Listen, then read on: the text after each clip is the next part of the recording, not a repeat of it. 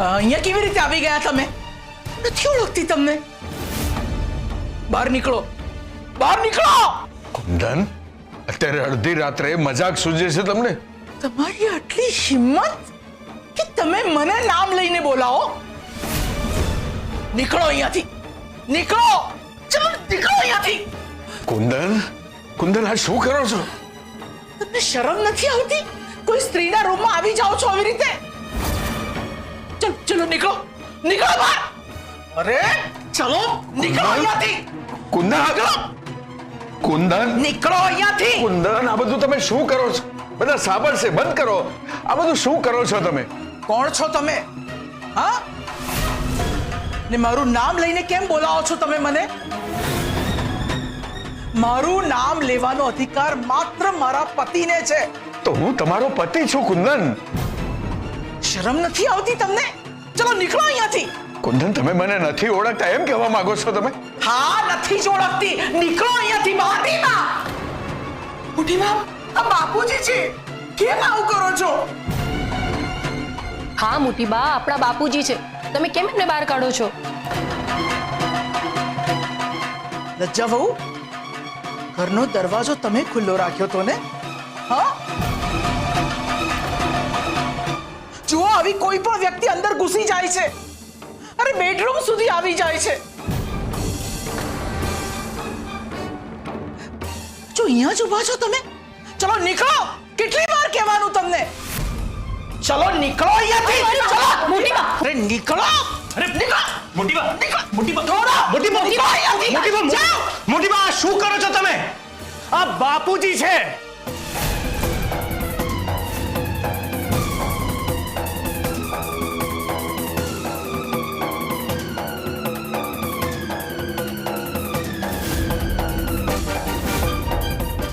શું બોલે છે ધ્વનિત?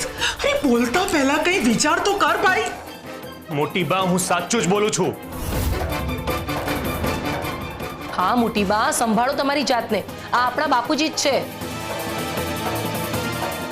અરે તમે લોકો આ બધું શું કહી રહ્યા છો મીરા બહુ? ધ્વનિત, શું કહી રહ્યો છે તું? અરે આ બાપુજી કેવી રીતે હોઈ શકે? મોટી બા, તમે શું વાત કરી રહ્યા છો? મોટી બા, મને તો એવું થાય છે જાણે તમે બાપુજીને ઓળખતા જ નથી. કેમ તમે આવું વર્તન કરી રહ્યા છો? કે પછી જાણી જોઈને આવું કરી રહ્યા છો? કુંદન, કુંદન, તમે આવું કેમ કરો છો? આ એટલા માટે કરો છો. જો કુંદન મારી કોઈ ભૂલ થઈ ગઈ હોય કે મારાથી કંઈ ખોટું કામ થઈ ગયું હોય તો હું તમારી માફી માંગુ છું. પણ તમે આવું ના કરો, મારી સાથે આવું વર્તન ના કરો કુંદન, પ્લીઝ. મેં તમને પહેલા પણ કહ્યું છે કે મારું નામ લઈને મને નહીં બોલાવો. અને તમે લોકો કેમ બધા ઊભા છો? પોલીસને બોલાવો જલ્દી.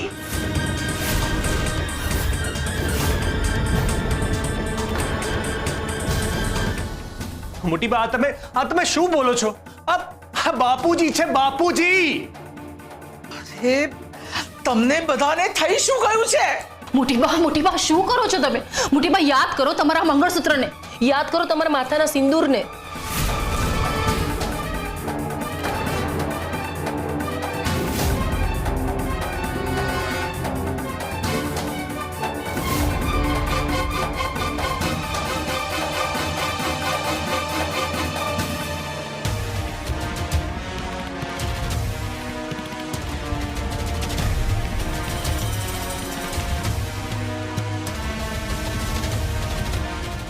ધ્વનિત, તું પોલીસને ફોન કરે છે કે પછી હું કોલ કરું?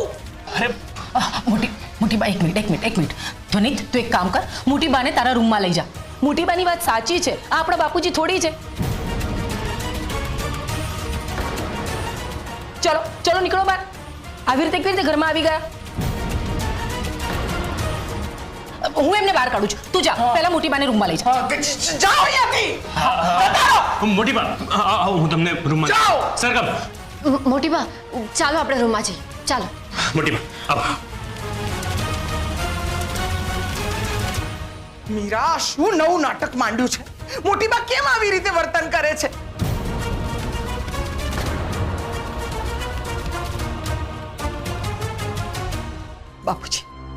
બાપુજી, મને માફ કરી દો.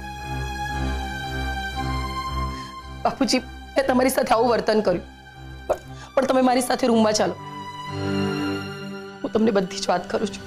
ચાલો.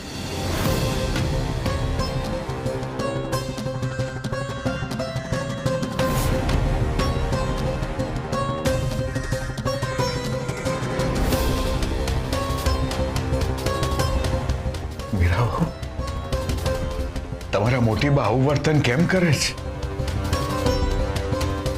બાપુજી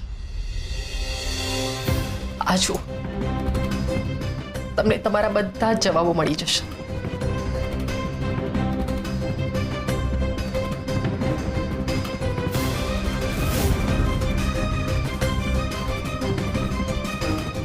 મીરાબા, આમાં તો તમારા મોટી બાએ કોની સાથે શું સંબંધ છે, કોણ શું છે એ બધું લખ્યું છે. તમારા મોટી બાએ આવું શું કામ લખ્યું? શું છે આ બધું? હાલો ફાઇલ.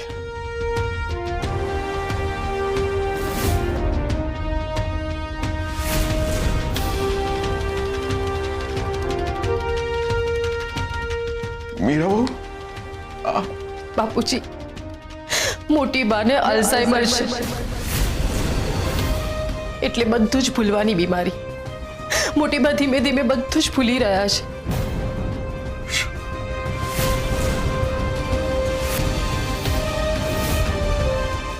ધ્વનિત બહાર કાઢ્યો એને? મોટી બા તમે પોતાને સંભાળો અને આ પાણી પી. અરે પાણી નથી પીવું મારે. અરે કોઈ અજાણ્યું માણસ આપણા ઘરમાં આવી જાય છે, મારા રૂમ સુધી આવી જાય છે, તો હવે તો આ ઘરમાં રહેવું પણ સેફ ના ગણાય ને. લચ્છાબુ, આ શું કરો છો તમે? દરવાજો તમે ખુલ્લો રાખ્યો તો કે શું? ના મોટી બા, મેં તો બારણું બંધ કર્યું હતું, પણ બાપુજી પાસે ચાવી છે, એટલે ચોરના હાથમાં ચાવી. અને અને શું બાપુજી? હા, કોણ બાપુજી? અરે એ બાપુજી નથી. કેટલી વાર સમજાવવાનું મારે?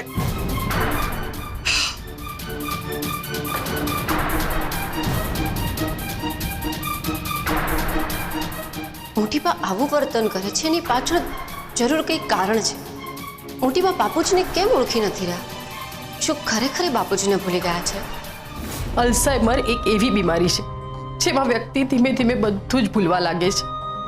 એ બધું જ ભૂલી રહ્યા છે, સંબંધો પણ. આ જુઓ એમણે લખ્યું છે કે એમને કોની સાથે શું સંબંધ છે. એમની પાસે તમારા ફોટોસ પણ છે અને ઘરના બધા સભ્યોના ફોટોસ છે. આ જુઓ, એમણે અહીંયા બધું જ લખ્યું છે કે એમને કેટલા વાગે શું કરવું. મોટી બા બધું જ યાદ કરી કરીને કામ કરે છે. તમે ઘણા વખત પછી અહીંયા આવ્યા એટલે તમને ઓળખી જ ના શક્યા, અને એટલે જ એમણે તમારી સાથે આવું વર્તન કર્યું. એટલે કુંદન બધું ભૂલવા માંડ્યા છે. એ મને પણ ભૂલી જશે. તમને જ નહીં, એમના સંતાનોને પણ ભૂલી રહ્યા છે. મોટી બા બધાને ભૂલી રહ્યા છે. તે દિવસે એ ગેસ બંધ કરવાનું પણ ભૂલી ગયા હતા. ઘણી વખત મોટી બા મંદિર સાફ કરવાનું ભૂલી જાય છે, જમવાનું ભૂલી જાય છે, એમની દવાઓ લેવાનું ભૂલી જાય છે. મને લજ્જા ભાભી કહેતા હતા કે પોખરાજભાઈ તે દિવસે એમની સામે આવ્યા તો એ પોખરાજભાઈને પણ ભૂલી ગયા. મેરાઓ, તો પછી હું એમને યાદ છું કે નહીં? એ મને પણ સૌ ભૂલી જશે. આ બધું એમને યાદ ક્યારે આવશે? અને આનો કોઈ ઉપાય તો હશે ને? તમે તો બધું જાણો છો, તમને બધી ખબર છે, તો પછી મને કોને? બાપુજી,